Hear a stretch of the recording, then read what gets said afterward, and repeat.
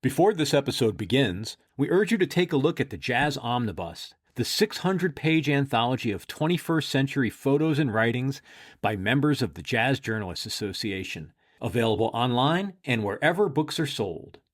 And now, on with the show.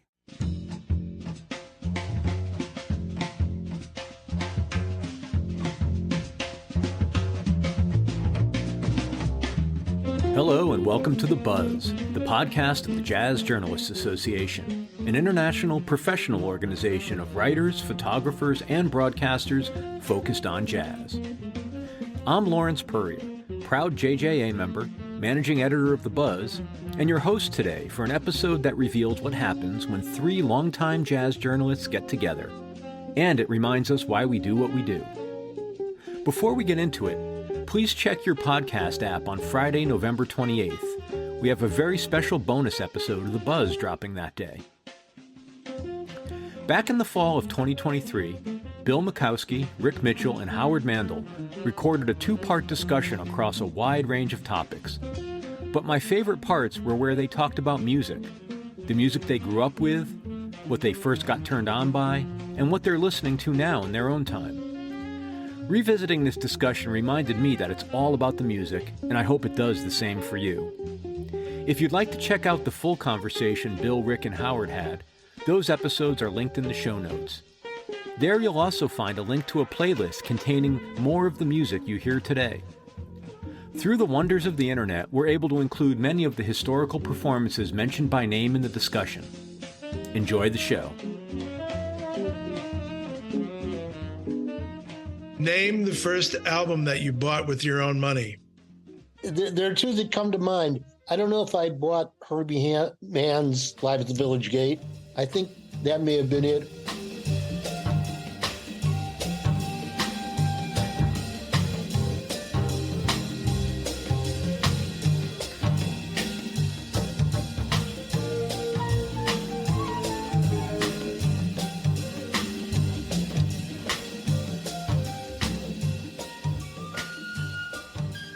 Or else, for some reason, Don Friedman's Riverside album, Circle Waltz. Wow, that's very arcane. Well, I like Bill Evans, and I came across that Circle Waltz cheap, and I thought that it was similar, which it is, actually, and it's a good album.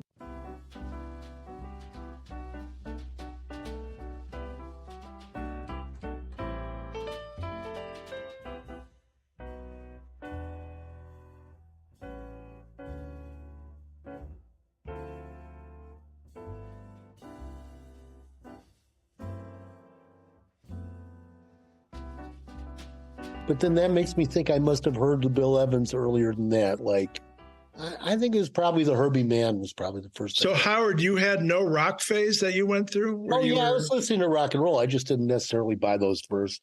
I was interested in jazz simultaneously with being interested in rock and roll. And I wasn't collecting rock and roll records particularly, or soul records. Yeah, I mean, I bought Are You Experienced?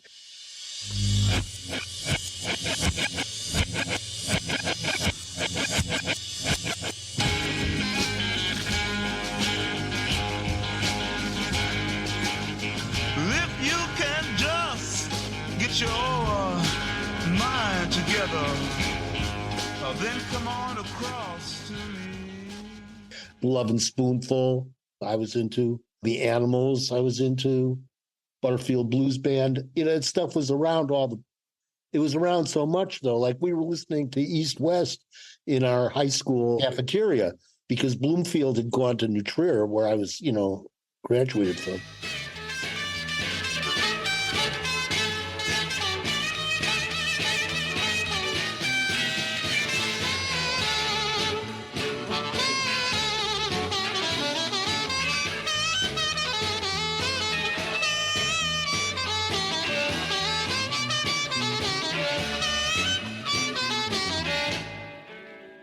My parents had this record called Remember How Great, and it was a promotion from Lucky Strike cigarettes.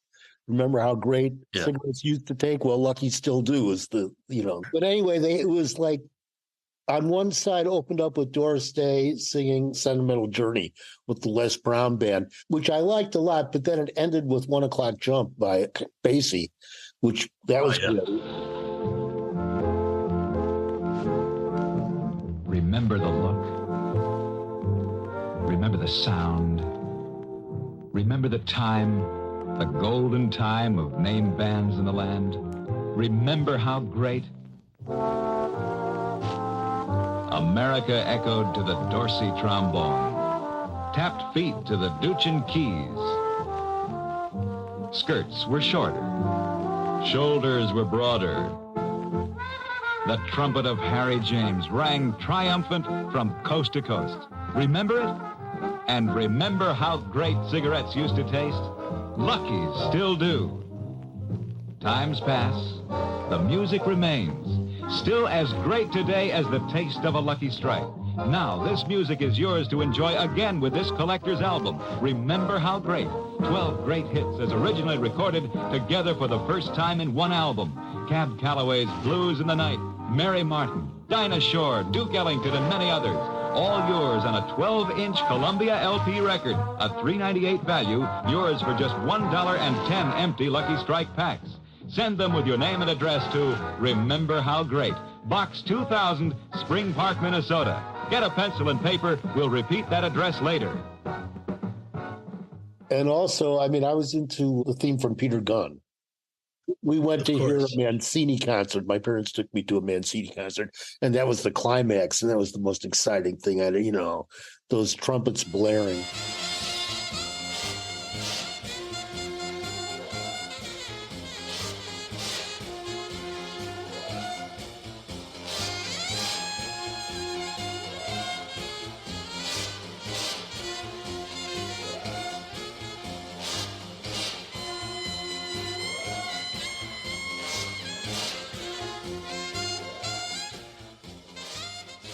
And then I had a friend whose dad was into jazz.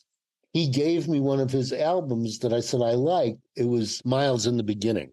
So it's the quartet on Prestige with Philly Joe and Red Garland.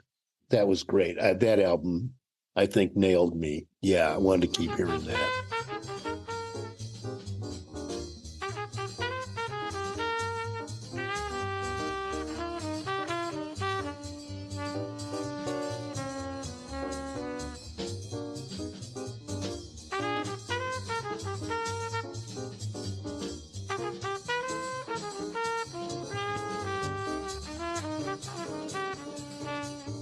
Schofield told me that when he was in high school, he would take the bus in from Wilton, Connecticut to see Tony Williams' Lifetime at the joint on the Lower East Side. What was it called? Slugs? Yeah. And he said there was like 6 people in the audience. Uh-huh. Yeah, that album was a shakeup. Emergency, total shakeup.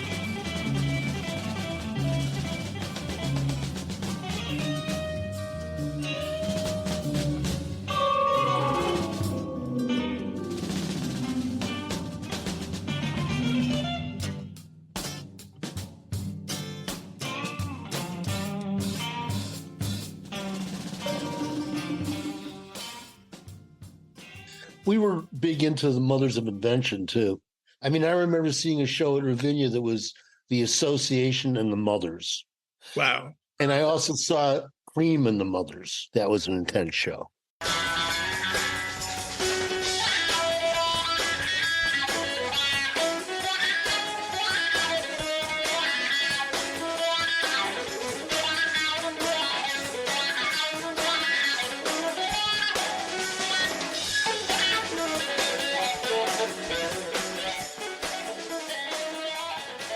You saw the Shakti tour, right?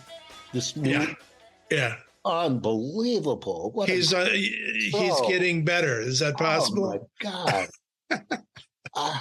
It was so good. It was like he was playing live evil licks. It was really Shakti meets Mahavishnu in a way. Yeah, with the electric guitar and the arpeggiating and stuff. It was very hip.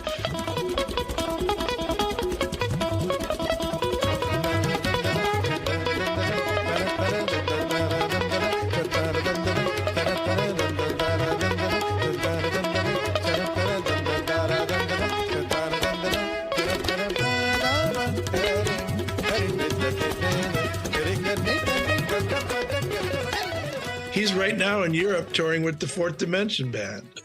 This guy will never stop. I hope not. With all of this, though, that all of these other guitarists that we've talked about, Jimi Hendrix is still at the top of my list. I would have to say he was just a genius. And saw him at a rock festival in LA that was a few months before Woodstock. And he came on in the middle of the night, just like at Woodstock. I was back in my sleeping bag, but I could hear it.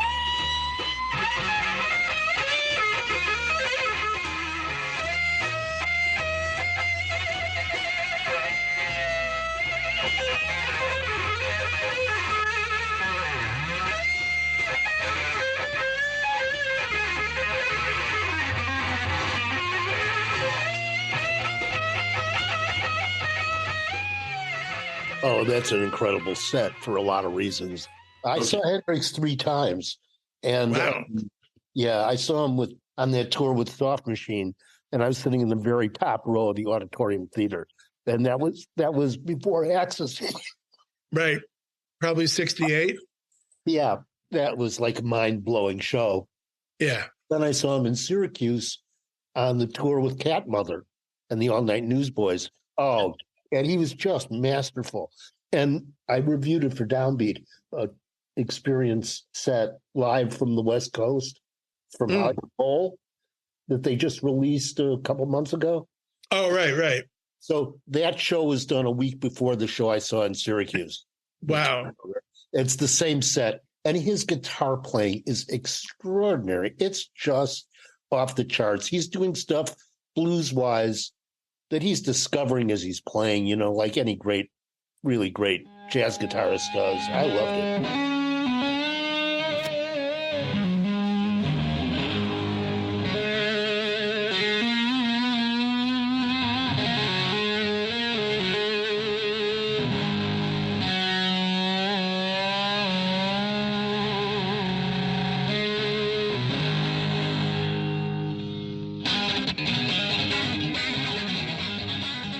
Speaking of rock festivals, back in the day, I went to the Midwest Rock Festival at State Fair Park and saw Blind Faith. Johnny Winter also, but I remember being blown away by Blind Faith. That was 69.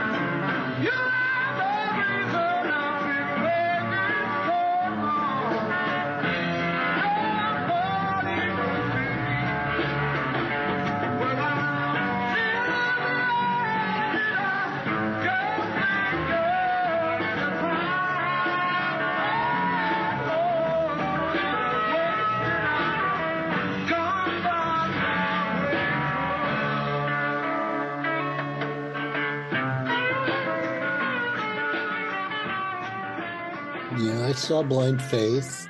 I think my experiences at that time, the best were the Ann Arbor Blues and Jazz Festival. John Sinclair was involved with that, right? Yes, at the beginning, yeah, but I think he got busted that first year or something. Like one weekend, both Muddy and Wolf were booked on both nights. Wolf played the penultimate set on Friday night, and he went way overtime to stiff Muddy. And Muddy was furious and had to do a short set. So the next night, Muddy fixed it so that he would play the penultimate set. And he was playing and playing and playing. And Wolf came onto the stage on a motorcycle. I read about that. Hilarious.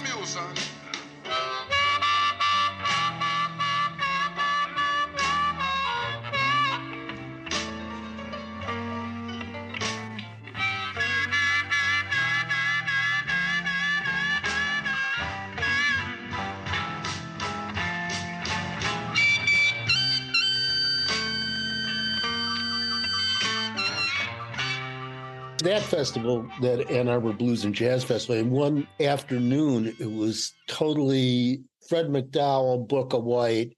It was all the old guy, Roosevelt Sykes. Oh, man, it was like sitting at the Delta, steamy hot, and these guys were just reeling back the years. That was amazing. And then in the evening, it was T-Bone Walker and Luther Allison, or the Art Ensemble, or Charles Mingus. Or Sun Ra. Sun Ra.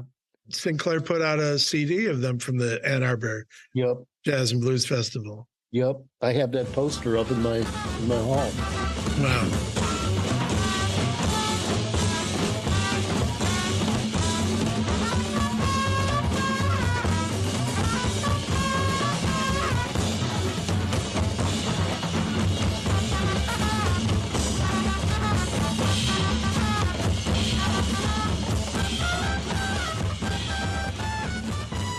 Yep, that was great. Otis Rush. So, Howard, you growing up in Chicago, you obviously saw the Butterfield Blues Band. What about Electric Flag or any of that stuff? I saw Bloomfield, but much later. I never saw Paul Butterfield.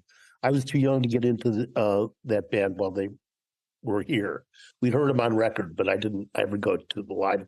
Did you try to get into the checkerboard? No, I tried to get into the Plug Nickel to see my. Oh, I was not trying to get into the blues clubs at that time. I would go to the blues on the north side. So Alice's Revisited on Lincoln Avenue, Kingston Mines. Kingston Mines, yeah. I used to go down to Teresa's a lot. At one point, I was thinking about doing a book called Mayor Daley's Blues and Jazz. During Mayor Daley's reign, which was long, both the AACM and the Electric Blues came to fruition, and Sun Ra. Better than Harold Washington's reign. Musically speaking. Yeah. Thank you, Bill Milkowski, Rick Mitchell, and Howard Mandel. And thank you for listening. Don't forget to check the show notes to explore this episode more deeply, and make sure to follow us wherever you listen to podcasts, because on November 28th, we have a special bonus episode of The Buzz for you. For more from the Jazz Journalists Association, go to jjanews.org. I'm Lawrence Purrier. Thanks for listening.